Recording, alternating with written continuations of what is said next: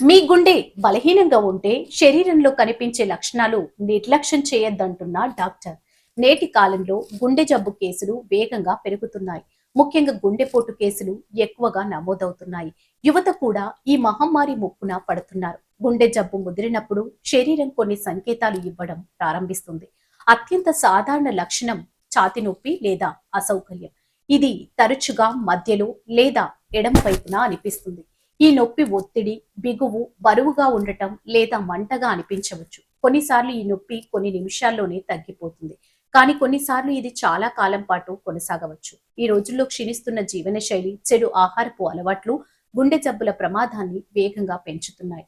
వేయించిన ఆహారాలు, అధిక ఉప్పు, ట్రాన్స్ ఫ్యాట్, జంక్ ఫుడ్ ను క్రమం తప్పకుండా తీసుకోవడం వల్ల ధమనుల్లో కొవ్వు పేరుకుపోవడం వేగవంతమవుతుంది. శారీరక శ్రమ లేకపోవడం, ఎక్కువసేపు కూర్చుని పనిచేయడం, పెరుగుతున్న ఉబకాయం, ధూమపానం, నిరంతరం ఒత్తిడి కూడా గుండె ఆరోగ్యంపై ప్రతికూల ప్రభావం చూపుతాయి.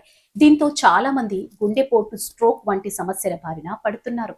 అయితే మీ గుండె బలహీనంగా ఉంటే శరీరం కొన్ని సంకేతాలు ఇస్తుందని ప్రముఖ కార్డియాలజిస్ట్ డాక్టర్ సాగర్ సా consultant cardiology Apollo hospital Seshadripuram తెలిపారు.